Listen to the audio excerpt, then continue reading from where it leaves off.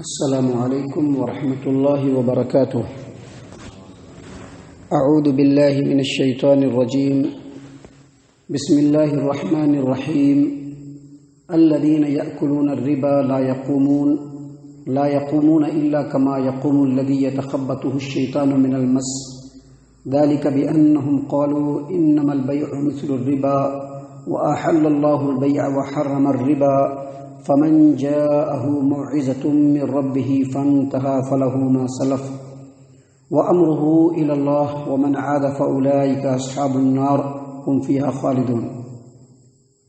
وہ لوگ جو سود کھاتے ہیں قیامت کے دن وہ اس طرح سے اٹھیں گے کہ جیسے شیطان نے ان کو چھو کر دیوانہ بنا دیا ہو، اور یہ سزا ان کو اس لیے ملے گی کہ وہ کہتے ہیں کہ تجارت سود کی طرح سے ہے، حالانکہ اللہ تبارک و تعالیٰ نے سود کو، تجارت کو حلال قرار دیا ہے اور سود کو حرام قرار دیا ہے۔ پس وہ شخص جو اس نصیحت کو، جو اس کے رب کی طرف سے آئی ہے، آنے کے بعد اس سے رک جاتا ہے تو جو ہو چکا وہ اسی کا ہے، اور قیامت کے دن اس کا معاملہ اللہ کے سپرد ہے۔ اور جو آدمی اس نصیحت کے آ جانے کے بعد بھی، اس حکم کے آ جانے کے بعد بھی سودی معاملات میں لگتا ہے تو یہی لوگ جہنمی ہیں، اور یہ لوگ جہنم میں ہمیشہ ہمیشہ رہیں گے۔ محترم سامعین کرام، سورۃ البقرہ سورہ نمبر 2 اور اسی سورت سے آیت نمبر 275 یعنی 275 نمبر کی آیت کریمہ آپ کے سامنے تلاوت کی گئی، اور اس آیت کریمہ کا ترجمہ بھی آپ کے سامنے پیش کیا گیا۔ جیسا کہ آپ کو معلوم ہے، آپ لگاتار سنتے چلے آ رہے ہیں، اس سے پہلے جو دروس آپ کے سامنے پیش کیے گئے تھے، اللہ تبارک و تعالیٰ نے ان آیتوں کے اندر ان لوگوں کے بارے میں بتلایا، ان لوگوں کا ذکر فرمایا جو لوگ اللہ تبارک و تعالیٰ کے دیے ہوئے میں سے خرچ کرتے ہیں۔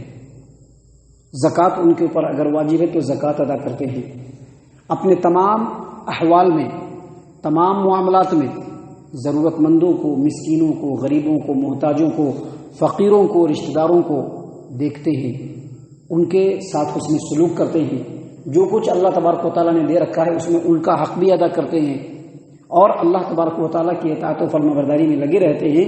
ایسے لوگوں کا ذکر کرنے کے بعد اب اللہ تبارک و تعالیٰ ان لوگوں کا ذکر فرما رہا ہے جو سود کے معاملات میں بڑے آگے بڑھے ہوئے ہیں اور بہت زیادہ سودی معاملات کو پسند کرتے ہیں، سود لیتے بھی ہیں، سود دیتے بھی ہیں۔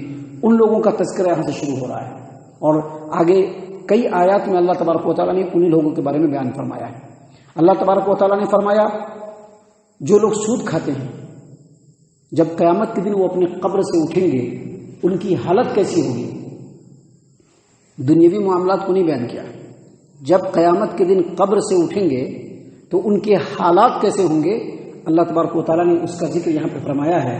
اللہ تبارک و تعالیٰ نے فرمایا الذین یأکلون الربا لا یقومون الا کما یقوم الذی یتخبطہ الشیطان من المس۔ وہ لوگ جو دنیا میں سود کھاتے ہیں کل قیامت کے دن قبر سے بالکل اس طرح سے اٹھیں گے جیسے شیطان نے ان کو چھو کر کے بدحواس کر دیا ہو، دیوانہ بنا دیا ہو۔ یعنی جب وہ قیامت کے دن قبر سے اٹھیں گے تو جیسا ایک آسیب زدہ انسان جو ہوتا ہے اس کی حالت بالکل آسیب جیسی ہوتی ہے، اثرات جیسے جس آدمی کے اوپر ہوتا ہے جیسے اس کے حالات ہوتے ہیں، جیسا کہ ایک آدمی سے جن لپٹ جاتا ہے اور اس کی بہت بری حالت ہوتی ہے، بالکل اسی بری حالت میں وہ قیامت کے دن قبر سے اٹھے گا۔ امام ابن ابی حاتم نے تفسیر ابن ابی حاتم کے اندر عبداللہ ابن عباس رضی اللہ عنہما اور دیگر مفسرین سے روایت کیا ہے کہ یہ جو سود کھانے والے لوگ ہیں، سود کھانے والے لوگ جو دنیا میں سود کھاتے ہیں، سود لیتے ہیں، ان کو کوئی پرابلم نہیں ہے۔ ابھی بہت سارے ہمارے احباب ہیں، مسلمان ہیں، وہ کیا کرتے ہیں کہ LIC کرا لیتے ہیں۔ LIC میں کیا ہوتا ہے، 10 سال میں، 5 سال میں، 15 سال میں 2 لاکھ روپیہ جمع ہوتا ہے، اور میچورٹی آنے کے بعد وہ 2 لاکھ روپیہ 4 لاکھ روپیہ بن جاتا ہے۔ یا فکس ڈپوزٹ کرتے ہیں، یعنی 10,000 روپیہ جمع کیا اور آفٹر 5 ایئر یعنی 5 سال کے بعد وہ 10,000 20,000 ہو جائے گا یا 30,000 ہو جائے گا۔ یہ سارے سودی کھیل ہے۔ حالانکہ لوگ اس کو برا نہیں سمجھتے ہیں، آسانی سے جو ہے انشورنس کراتے ہیں، آسانی سے مسئلے بناتے ہیں، اور سودی کاروبار کرتے ہیں، اللہ تبارک و تعالیٰ نے ایسے لوگوں کے بارے میں کہا ہے۔ عبداللہ ابن عباس رضی اللہ عنہ روایت کرتے ہیں کہ یہ جو سود لینے والے لوگ ہیں، قیامت کے دن جب اٹھیں گے ایسا لگے گا کہ شیطان ان سے چمٹا ہوا ہے اور یہ دیوانہ بنے ہوئے ہیں، اور ان کا گلا اپنے ہاتھ سے وہ خود گھونٹتے اٹھیں گے، ایسے بالکل بے چینی کے عالم میں ہوں گے، گلا کو اپنے گھونٹ رہے ہوں گے، بالکل اسی عالم میں وہ قبر سے اٹھیں گے۔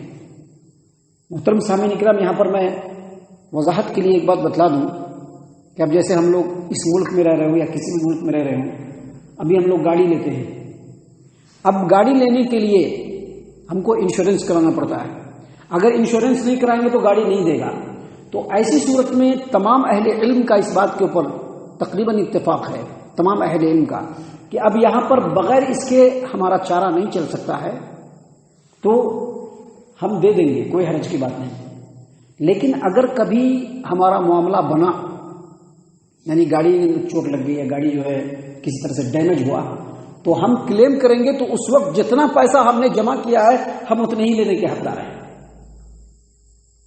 ابھی ہم نے جمع کیا صرف 4,000 روپیہ، گاڑی جو ہے وہ کہیں پر ایکسیڈنٹ کر گئی، گاڑی ڈیمیج ہو گیا، اب ہم کلیم کریں گے تو پورے گاڑی کا جو پیسہ دیتے ہیں وہ ہمارے لیے جائز نہیں ہے، کیونکہ ہم جو انشورنس کرا رہے ہیں بدرجہ مجبوری کرا رہے ہیں۔ اگر ہم انشورنس نہیں کرائیں گے تو ہم کو وہ گاڑی نہیں دے گا، ہم کو گاڑی وہ چلانے نہیں دے گا، اسی لیے مجبوری ہے۔ تو اللہ تبارک و تعالیٰ نے قرآن کریم کے اندر فرما دیا ہے کہ فمن اضطر، اگر کوئی آدمی مجبور ہو جائے، ظاہر سی بات ہے بغیر گاڑی کے کام نہیں چلے گا، بغیر گاڑی کے کام نہیں چلے گا، بہت سارے معاملات ہیں جو بغیر گاڑی کے طے نہیں ہو پاتے ہیں۔ تو ایسی صورت میں آدمی مجبور ہو گیا، اور ہمیں معلوم ہے کہ سودی کاروبار ہمارے لیے جائز نہیں ہے، ہم جانتے ہیں کہ سود کا بڑا ہی شدید ترین وعید قرآن کریم میں بھی ہے اور اللہ کے رسول صلی اللہ علیہ وسلم کے فرمان میں بھی ہے۔ ہم مسلمانوں کے لیے جائز نہیں، لیکن مجبوری کے عالم میں اگر ہم نے اس طرح سے کر لیا تو اللہ تبارک و تعالیٰ معاف فرمانے والا ہے۔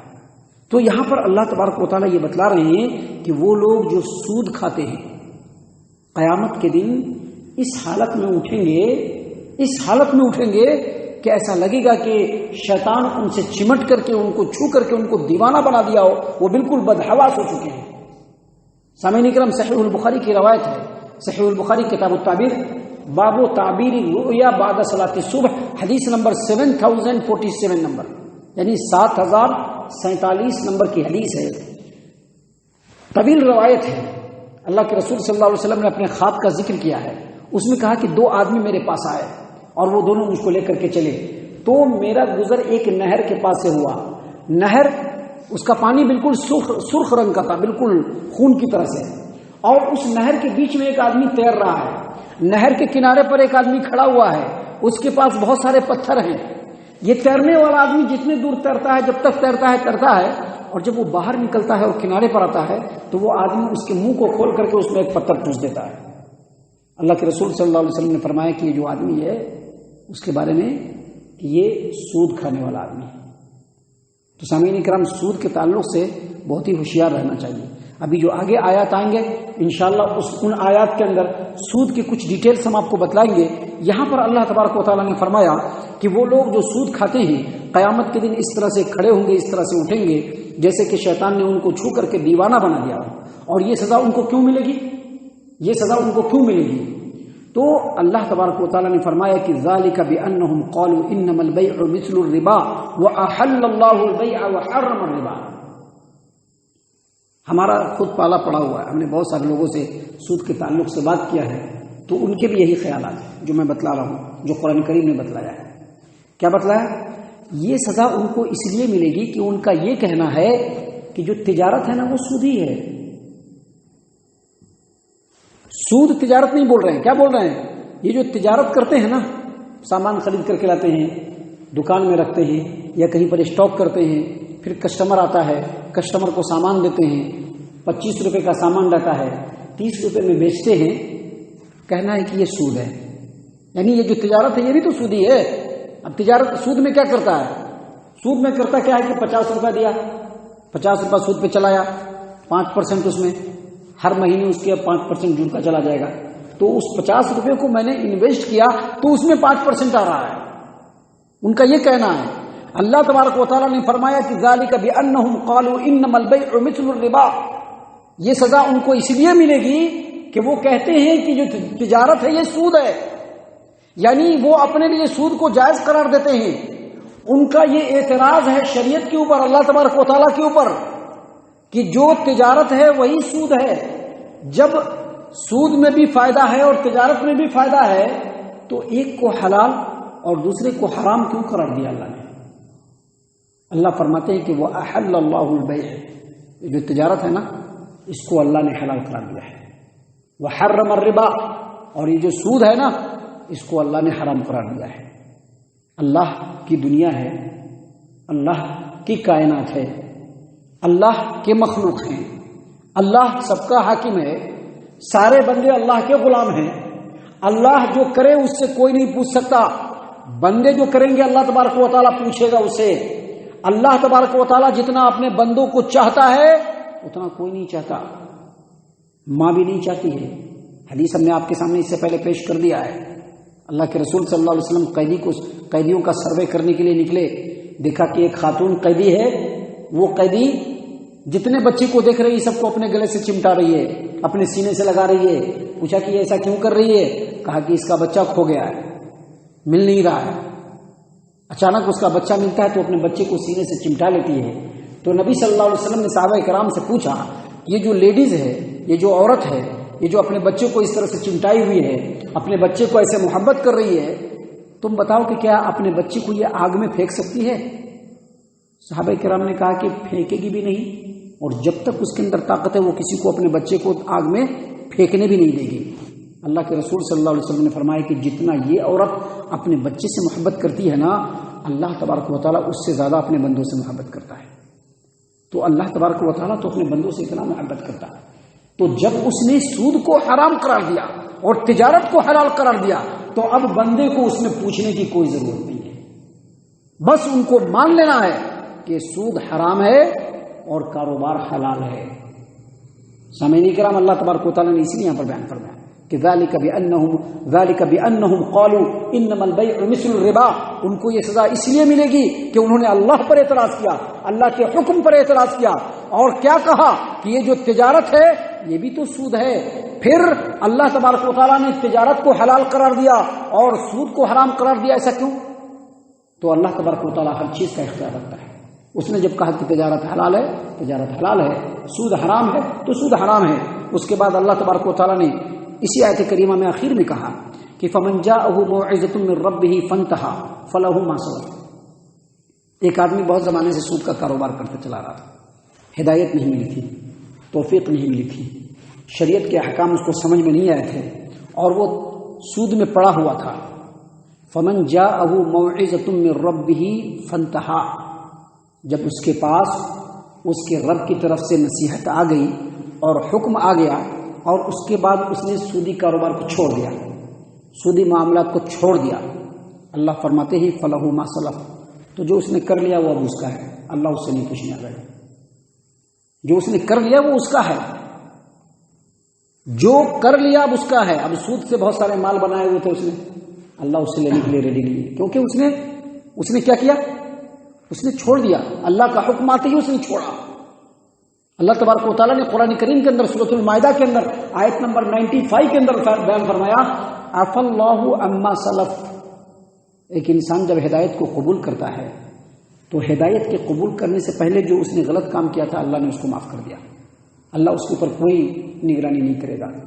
اللہ کے رسول صلی اللہ علیہ وسلم کی حدیث ہے، جامع ترمذی ابواب تفسیر القرآن کی، نبی صلی اللہ علیہ وسلم نے فرمایا زمانے جاہلیت کے تمام سود میرے پیروں کے نیچے بالکل ختم، میں نے ان کو روند ڈالا، اور سودوں میں سب سے پہلا سود جو میں معاف کر رہا ہوں وہ میں اپنے چچا عباس بن عبد المطلب کے سود کو معاف کر رہا ہوں۔ یعنی اللہ کے رسول صلی اللہ علیہ وسلم نے یہ نہیں کہا کہ جو سودی کاروبار پہلے ہو گیا اب واپس کرو، نہیں، جو ہو گیا خلی بلی، اب آگے سے نہیں کرنا ہے۔ اسی کو اللہ نے فرمایا کہ فمن جاءہ موعظۃ من ربہ فانتہی فلہ ما سلف، اس کے رب کی طرف سے جب اس کو نصیحت مل گئی اور اس نے سودی معاملات کو چھوڑ دیا، فلہ ما سلف، تو جو گزر گیا سو گزر گیا، وہ اس کا ہے، وامرہ الی اللہ، اور قیامت میں اس کا معاملہ اللہ کے سپرد ہے۔ ومن عاد، لیکن معلوم ہونے کے بعد بھی اگر کوئی سود میں گھسا ہوا ہے، فکس ڈپوزٹ کر کے رکھے ہیں. بچی کی شادی کرنی ہے 20 سال پہلے سے انشورنس کرا دیا ہے. یعنی سود میں ہمارا سماج و معاشرہ اتنا لت پت ہے کہ کون سود نہیں لے رہا ہے، کون سود نہیں لے رہا ہے، کون نہیں لے رہا ہے، یہ ہم خود بھی فیصلہ نہیں کر پا رہے ہیں. کون کون سی پالیسی ہے، کون کون سے انشورنس ہے، اب ہیلتھ انشورنس بھی ہے، یہ سارے انشورنس ہیں. یہ ساری چیزیں جو ہے وہ سود کی قسمیں ہیں. محترم سامعین کرام، اللہ تبارک و تعالیٰ نے فرمایا کہ اللہ کا حکم آ جانے کے باوجود اگر کوئی آدمی پھر سے سود کی طرف جاتا ہے، اللہ فرماتے ہیں کہ فَأُولَٰئِكَ أَصْحَابُ النَّارِ، انہی لوگوں کو سزا ملے گی. یہ لوگ سزا کے حقدار ہیں اور یہ لوگ جہنمی ہیں. اور آگے فرمایا هُمْ فِيهَا خَالِدُونَ، اور یہ لوگ جہنم میں ہمیشہ ہمیشہ جلیں گے. محترم سامعین کرام، اس سلسلے میں بھی اور بھی باتیں ہیں جو انشاءاللہ کل اور کل کے بعد کے درسوں میں ہم آپ کے سامنے پیش کریں گے. اللہ تبارک و تعالیٰ سے دعا ہے کہ اللہ تبارک و تعالیٰ ہم تمام کو ان تمام باتوں کے اوپر خوب غور و فکر اور تدبر کرنے کی توفیق عنایت فرمائے. اللہ تعالیٰ ہم تمام کو صحیح معنوں میں پکا سچا مومن مسلمان بنائے. اللہ اور اس کے رسول صلی اللہ علیہ وسلم کی اطاعت و فرما برداری کرنے والا بنائے. صحابہ کرام رضی اللہ عنہم کے طریقے پر چلنے والا بنائے. جنت الفردوس میں جگہ عطا فرمائے. اے اللہ ہم تمام کو جہنم سے پناہ دے. اے رب العالمین ہم تمام کو جہنم سے پناہ دے.